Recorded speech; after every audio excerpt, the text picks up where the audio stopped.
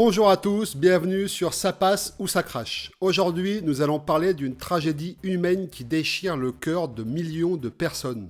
L'oppression du peuple palestinien par Israël, dans un conflit marqué par des décennies de souffrance, d'occupation et pour beaucoup, un génocide en cours à Gaza. Des bombes au phosphore blanc aux hôpitaux détruits, en passant par une famine orchestrée, les Palestiniens endurent l'inimaginable. Et pourtant, la France, pays des droits humains, soutient Israël et reste silencieuse. Dans cette vidéo, nous allons plonger dans les faits, les chiffres et la douleur d'un peuple, tout en dénonçant l'hypocrisie internationale. Alors accrochez-vous bien, c'est parti.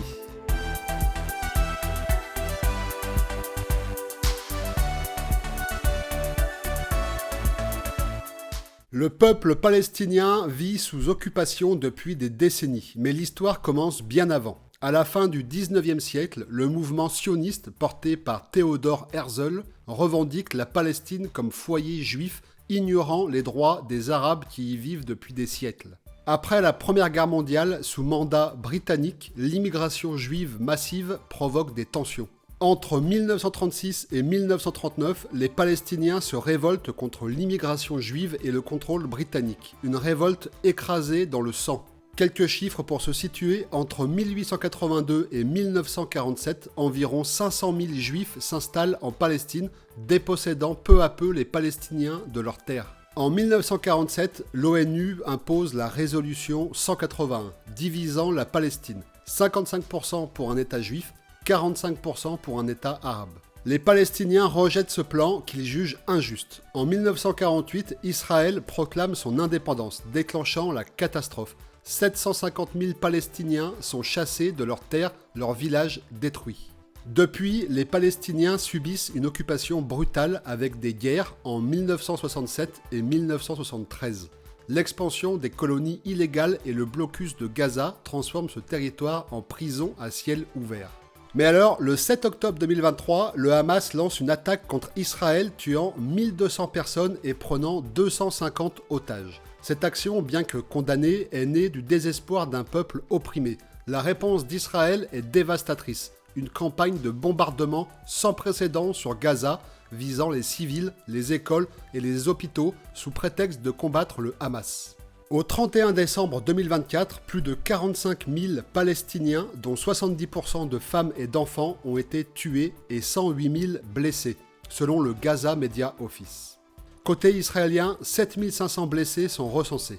Par exemple, le 13 avril 2025, l'hôpital Al-Ali, dernier refuge médical de Gaza, est bombardé, laissant des milliers de blessés sans soins. Mais c'est pas tout. Israël a utilisé du phosphore blanc, une arme chimique controversée dans des zones peuplées de Gaza, comme documenté par Human Rights Watch en 2023. Ces substances causent des brûlures atroces touchant des civils, y compris des enfants. De plus, 176 journalistes ont été tués depuis octobre 2023, selon le Comité pour la protection des journalistes, faisant de ce conflit le plus meurtrier pour les médias. Ces attaques semblent viser à étouffer la vérité. 15 600 enfants tués à Gaza d'ici avril 2025 selon UNICEF, avec des milliers souffrant de malnutrition et de traumatisme. Des bébés meurent d'hypothermie faute d'abri. Par exemple, en 2024, une école servant d'abri à Rafah est bombardée, tuant 40 personnes dont 16 enfants selon les témoins locaux. Pire encore, des organisations comme Oxfam accusent Israël d'utiliser la famine comme arme de guerre en bloquant l'aide alimentaire. Seulement 2% des besoins alimentaires entrent à Gaza, plongeant 1,9 million de déplacés, soit 90% de la population, dans une crise humanitaire sans précédent. Un cessez-le-feu de 42 jours, du 19 janvier au 1er mars 2025, a offert un mince répit, mais Israël a repris ses bombardements, fermant les accès humanitaires et aggravant la catastrophe.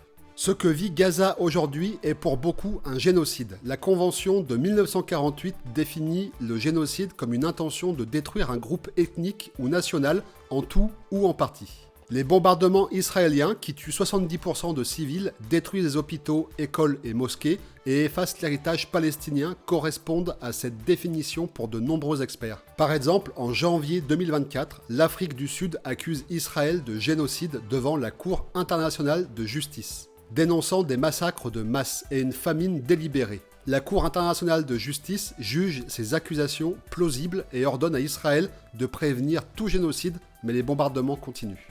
En mars 2024, 30 000 morts, 12 000 disparus, 71 000 blessés à Gaza, selon les rapports. Israël utilise même l'intelligence artificielle pour cibler via un système appelé Lavender, qui autorise jusqu'à 20 morts civiles par cible, selon The Guardian. Cela a conduit à des bombardements de maisons, tuant des familles entières. De plus, 70% des bâtiments de Gaza, y compris des sites historiques comme la grande mosquée Omari du XIIIe siècle, ont été détruits, effaçant l'identité culturelle palestinienne. Ces actes renforcent les accusations de génocide. Des responsables israéliens comme Amihai Eliyahu, en 2023, ont suggéré une frappe nucléaire sur Gaza, une rhétorique qui choque le monde.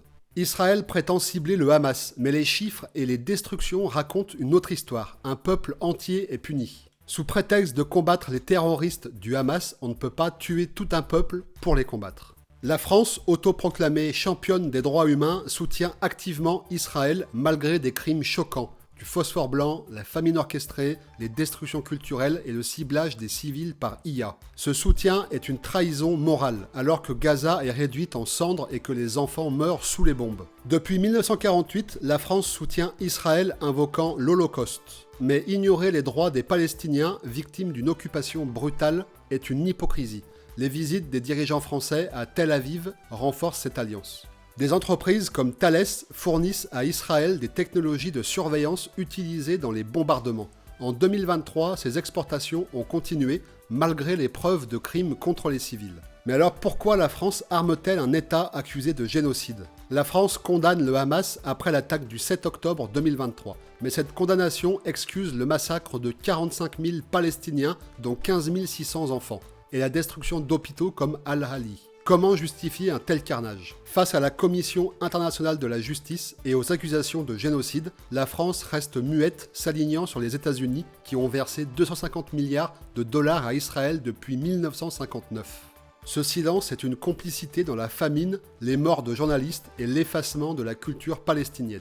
À Paris, Lyon et Marseille, les manifestations pro-palestiniennes sont réprimées, parfois violemment. Des ONG comme Amnesty International accusent la France de fermer les yeux sur des crimes de guerre. Pendant ce temps, l'Irlande, la Norvège et l'Espagne suspendent les exportations d'armes ou reconnaissent la Palestine. Pourquoi la France choisit-elle l'oppresseur? Malgré cela, les Palestiniens résistent avec un courage incroyable. En 2024, des artistes palestiniens peignent des fresques de paix dans les ruines d'une école à Gaza, prouvant que leur culture survit. L'Afrique du Sud a porté plainte contre Israël à la Cour internationale de la justice, comparant l'occupation à l'apartheid. Des étudiants à Columbia, aux États-Unis, ont manifesté pour arrêter le soutien à Israël. La Malaisie a envoyé 10 millions de dollars d'aide à Gaza. 5,9 millions de réfugiés palestiniens attendent le droit au retour garanti par l'ONU depuis 1948. Alors le peuple palestinien endure l'inimaginable. 45 000 morts, dont 15 600 enfants, des hôpitaux et des mosquées en ruine, une famine orchestrée, des journalistes assassinés. Ce génocide présumé est une honte pour l'humanité. Et le soutien de la France à Israël, son silence face au phosphore blanc et à l'IA meurtrière est une trahison. Mais la résilience des Palestiniens et la solidarité mondiale nous donnent de l'espoir. Allez, c'est tout pour cette vidéo. Dites-moi en commentaire ce que vous avez pensé de cette guerre et on se retrouve très prochainement. Allez, ciao!